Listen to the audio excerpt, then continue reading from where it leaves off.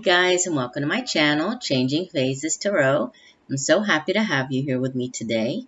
Now, today's reading will be a one-card Daily Tarot Snapshot reading for all of the signs, okay? And for all of the daily readings this week, I'll be using this new deck. I'm so excited. I've been wanting to get this deck for forever, and finally got it. So it's the Wheel of the Year Tarot.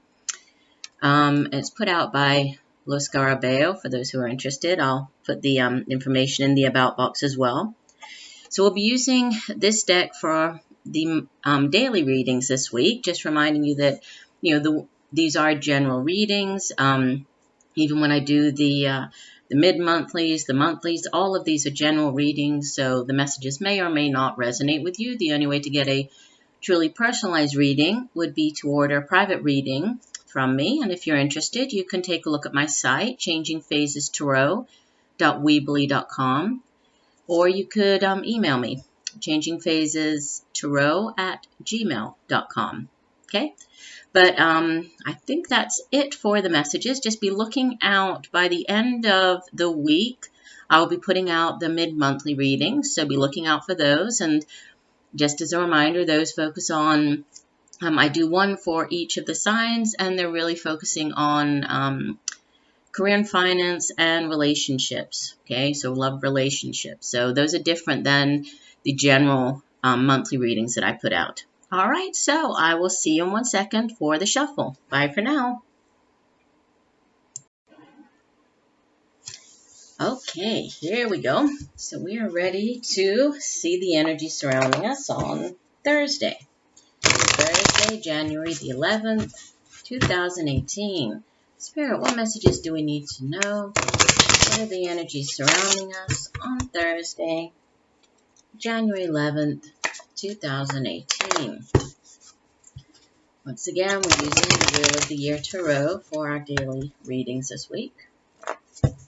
Spirit, card for the energy of the day on Thursday, January 11th.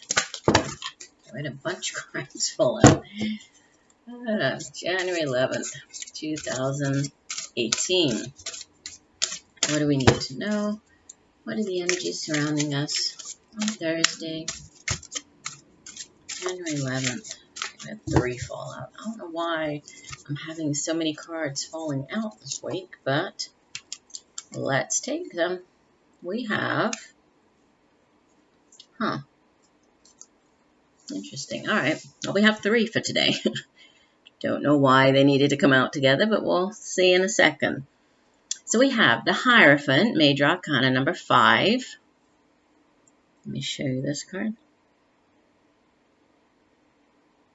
Okay. Second card that came out is the Moon, Major Arcana number 18. I think she's beautiful in this deck. Look at her. So pretty. And a 2 of Wands. Makes me think of Jack and the Beanstalk with that big bean there. Interesting.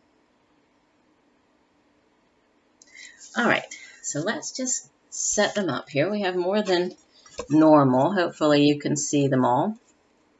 I'll try to position them there. I don't think I'm going to put any crystals in front of them because I don't want to knock them all over. So beginning with the Hierophant. So the Hierophant from the Major Arcana, he is all about tradition.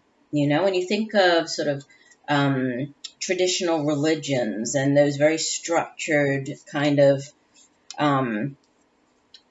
the order and the rules and, you know, the religious tradition that goes along with many organized, structured religions. It's that type of energy. So he's somebody who, he's definitely a conformist, right? He's somebody who's very into tradition, upholds tradition and standards and, you know, rituals and ceremonies. I mean, he's a religious figure. And it's his job to kind of pass along these beliefs. Like you can see here on the card, the man, you know, he's sort of asking for the blessing here. And, you know, it's all about the Hierophant imparting his, you know, his beliefs, his knowledge, and passing those on to other people. He also has to do with unlocking, wisdom, unlocking higher truths. He's usually pictured.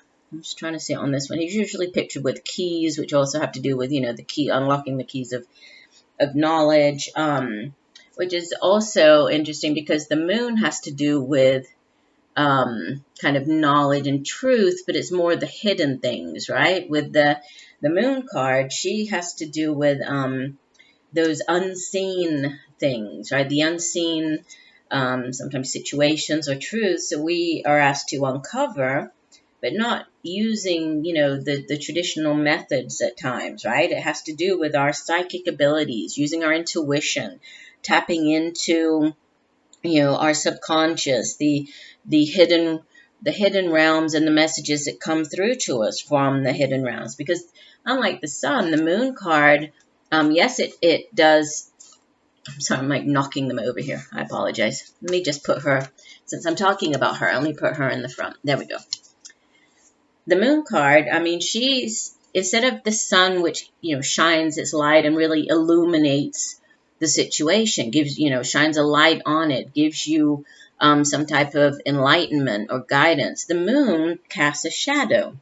So in order for us to, since the moon doesn't really fully illuminate our way, that's why we are asked to call, we're asked to use our instinct, use our intuition, tune into the messages, that we receive from our subconscious to kind of figure this out and help us on our journey. So, they're both sort of cards that have to do with truth, and obviously they're both major arcana cards, so very powerful cards. And the third one that came out, the Two of Wands, is usually a card that speaks of, it's fire energy. So Two of Wands, we usually think of it as like a decision to be made, or like you taking control, and deciding on, for example, if there are two paths, if you're weighing up two jobs, or if you're weighing up, if you're possibly looking to move and you're weighing up the pros and the cons of, moving to a particular place. It's really all about you taking, or having the authority, or you taking the power and taking matters into your own hands and, kind of going with whichever one you choose. So yes, there is usually a decision to be made, but it's all about you taking things into your hands and then working, diligently, investing your time, investing your energy, investing your enthusiasm in your decision in order to see the results. When we think of the card that comes after the Two of Wands, the Three of Wands, it's all about that waiting for the return on investment. And you can see here that, they're obviously working very hard here. Look at the size of the bean. So it is all about you putting in that hard work and effort. So, trying to tie all of these three cards together. If we go back to the original, or the first one that came out, the Hierophant, sometimes this card appears when you're dealing with sort of large institutions. Kind of think of it, like obviously churches, religious institutions, could sometimes have to do with like courts, the government, big institutions, something that really is all about, structure and tradition. And in this particular deck, the Hierophant is called the Man of Sound Counsel. So you might be seeking out the guidance of a spiritual counselor or just a counselor in general. But it also has to do with spiritual power, which is kind of what I'm getting from, especially having the Hierophant followed by the Moon card, because the Moon card, like I was saying, is very much to do with sort of spirituality and the mysteries of, the hidden realms. And she is called, in this deck, she's called the Lady of the Night. So it has to do with, our imagination, our dreams. You might want to pay attention to any dreams that you might be getting, right? Sometimes messages come through in different ways, through our dreams, through signs and synchronicities. So pay attention to that. But it also has to do with secrets being unveiled. And I don't, unveiled. Can't speak today. And I don't know if this, this seeking counsel and revealing secrets, it's tied in with this Two of Wands, which is, kind of a choice card, or you choosing or taking things into, taking matters into your own hands, and then kind of going with whatever it is you decide on, investing your time and energy in. So I'm not sure how those other two, there might be a situation that you need to really focus on your intuition, right? And go with that gut feeling when you're making the decision. You might be actually seeking out the help of a spiritual advisor or a counselor of some sort. Could even be, if this has to do with the Two of Wands, if this has to do with, say partnering up with, creative projects or collaborative projects, and you partnering up with other people. This could be you seeking the counsel or the advice of somebody in a bank, or, a lawyer, or could be something to do with taxes. I mean, it's coming up to tax season, could be also that. But, this card is, in this deck, it's called Working in the Fields. And it really speaks more about collaboration, working with others. It also speaks of new experiences. So there might be some type of, collaborative project coming up that you might need to get some counsel, right? Seek some counsel regarding this new creative project. Or also just, go with your gut feeling if it does have to do with partnering up with other people, and listen to what your intuition is telling you, right?